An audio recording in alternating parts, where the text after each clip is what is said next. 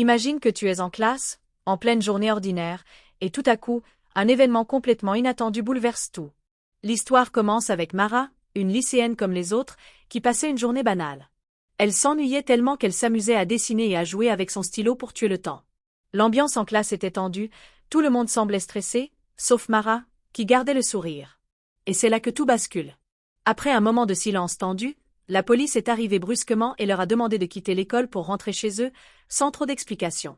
Une fois dehors, Mara a rejoint son père, qui l'attendait, visiblement inquiet. Il l'a ramenée à la maison en urgence. Dès son arrivée, Mara est montée directement dans sa chambre pour se reposer. Fatiguée, elle a décidé de s'occuper en utilisant sa cigarette électronique. Soudain, elle a reçu un message sur son téléphone, envoyé par un mystérieux inconnu qui disait être attiré par elle. Ce message l'a surprise, et bien qu'elle n'ait pas apprécié au début, elle a finalement continué à discuter avec cet étrange admirateur. Curieuse, mais légèrement méfiante, elle s'est laissée entraîner dans cette nouvelle interaction, qui semblait briser la monotonie de ses journées. Mais le lendemain, la vie de Mara et de ses camarades a pris une tournure encore plus dramatique lorsqu'un de leurs amis a littéralement explosé en plein cours. La classe s'est retrouvée dans un état de choc indescriptible. Cet incident a marqué le début d'une série d'événements tragiques. Les funérailles de leurs camarades ont eu lieu dans une atmosphère pesante.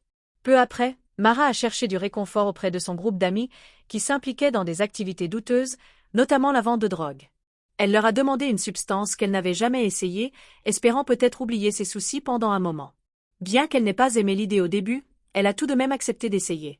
Une fois sous l'effet de la drogue, elle et ses amis sont allés dans leur café habituel pour se détendre. Cependant, Mara a rapidement ressenti les effets secondaires, des hallucinations et un sentiment de puissance qui la rendait plus téméraire que jamais. Elle a alors pris son courage à deux mains et a demandé à Dylan, un garçon de leur groupe, de sortir avec elle.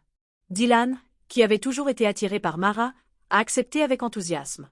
Le lendemain, Mara a partagé son excitation avec sa meilleure amie. Elle semblait enfin trouver un peu de lumière dans cette période sombre. Dylan, de son côté, lui a avoué qu'il avait ressenti une connexion spéciale dès leur première rencontre. Pourtant, il avait longtemps hésité avant de lui déclarer ses sentiments. Pour briser la glace, il avait choisi de lui envoyer un message anonyme, espérant provoquer une réaction de sa part. En parallèle, il a révélé qu'il avait des informations inquiétantes, l'explosion de leurs camarades n'était pas un incident isolé. La police soupçonnait que cela pourrait se reproduire à tout moment. Malgré tout, Dylan voulait rester auprès de Mara, convaincu qu'ils devaient affronter ces épreuves ensemble. Leur relation s'est intensifiée, et ils ont passé une nuit mémorable à se confier et à rêver d'un futur où ces tragédies n'existeraient plus. Mais la réalité les a rapidement rattrapés.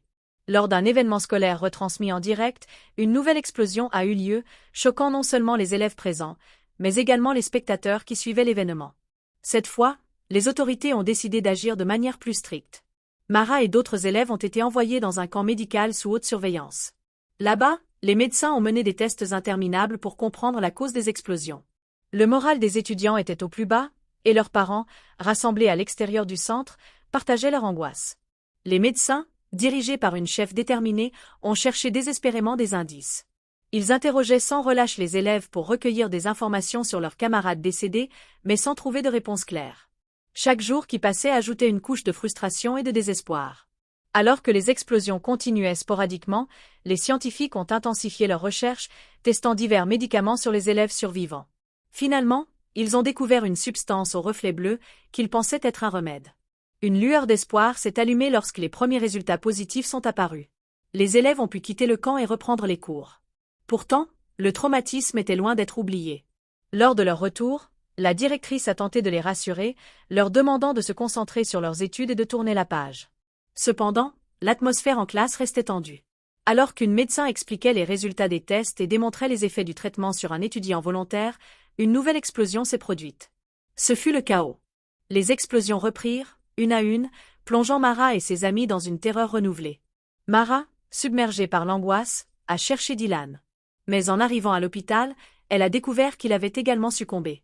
Traumatisée, elle s'est enfermée dans sa salle de bain, tentant de noyer sa douleur dans l'alcool. Lors des funérailles de Dylan, Mara est restée à l'écart, trop bouleversée pour affronter ses émotions ou les autres. Sa meilleure amie, cependant, l'a confrontée, insinuant que Mara était peut-être la source des explosions, une sorte de malédiction qui la suivait. Mara, bien que dévastée par cette accusation, a décidé de se rendre au cimetière pour exprimer ses sentiments à Dylan une dernière fois. Elle a confié son amour et ses regrets à sa tombe. Finalement, Sa mère, profondément touchée par tout ce qu'elles avaient traversé, a pris une décision radicale.